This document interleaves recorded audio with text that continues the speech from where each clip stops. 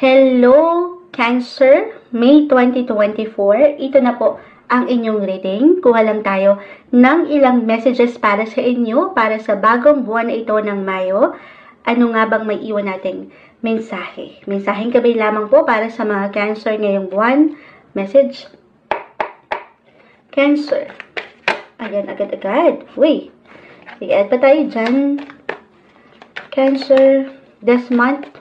Anong parating, anong ganap, anong mensaheng gabay ang ating may iwan para sa mga Cancer. Okay, paisa-isa ang bumabagsak.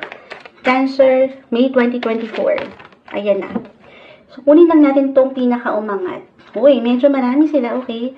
So, yun natin ito pipigilan. The Wheel of Fortune, dyan pa lang guys, panalo na. Wheel of Fortune, ayon sa inyo, ang ano yan, Munsyag, ang buhay. Although, eto tayo, meron ditong ilang baraha. Kumbaga, nasa inyong alas.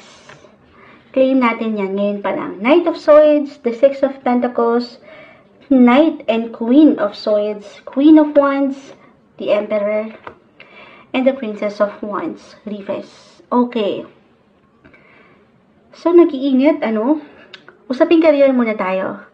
The Wheel of Fortune, this is a great sign na mayroong magandang posibilidad pagdating sa inyong buhay karera. Maging ano pa man ang inyong employment status, I mean, self-employed ba? Or andito kayo sa isang kumpanya? The Emperor, meron at merong nakapupuna or makapupuna sa inyong galing, sa inyong kakayanan ngayong buwan. Andito, Knight of Wands, the Queen of Wands, yung fire in you, okay? Your career will be on fire. Dahil na rin po dito sa inyong kakayanan, yung kumbaga parang natural lang ito eh. Hindi ito, kumbaga easy-peasy lang, ganyan. At yan, parang merong isang nakatataas, or it could be someone, your boss, a VIP, an influential person, the Emperor ay narito, para bang, ay teka, ang galing nito. Meron tong something in you na pwedeng makita ang taong ito na gusto niyang bigyan ka ng oportunidad. Guys, positive possibilities, overwhelming ang nakikita ko dito pagdating sa inyong buhay career. Some of you may get a promotion or pag-level up sa inyong possession. I-claim na natin yan, lalo pa, Cancer. Kung alam mo naman sa iyong sarili na eto, the Knight, the Queen of Swords. Alam mo naman sa iyong sarili na patuloy kang nagsikap, nag-iwan ng tiyaga, ng effort sa iyong buhay paggawa, yan po ay hindi nababalewala. Okay? Kung hindi mag-apply yon, maaaring ito ay isang kliyente kung kayo'y self-employed. Isang kliyente kung saan maaaring nasa ibang lugar ito, ibang bansa, or anything related overseas. Okay? Ito yung nakikita natin na napakaganda. Or talagang, ayun na, overseas. Speaking of overseas, abroad, maring merong pag-travel ang ilan sa inyo. Okay, or kahit sa simpleng pagpaplano, meron kayong gustong mapuntahan, matutunan. May paglawak din ng connection tayong nakikita, or talagang merong events kayong pwedeng puntahan, or merong party invites na may kaugnayan sa negosyo, or ilang kaibigan, yes.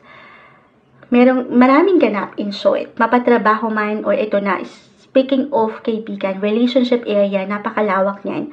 Pero may pagbibigay din this month pagdating sa inyong social groups, community, or kung meron kayong isang organization. Ayan, may ilang ganap sa part na yan kasi yan yung mag-highlight din.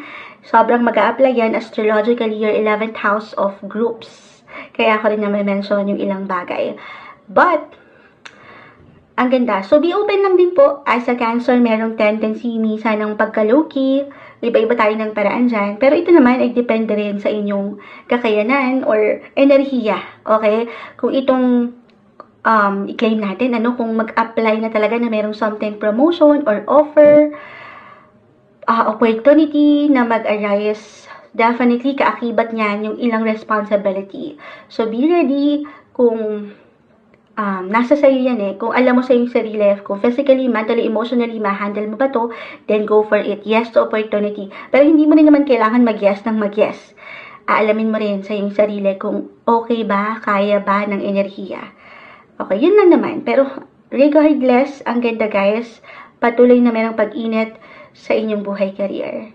So, dito, the Six of Pentacles, isang indikasyon, money-wise, okay, na patuloy niyong matutugunan ng ilang pangangailangan. You will be financially covered.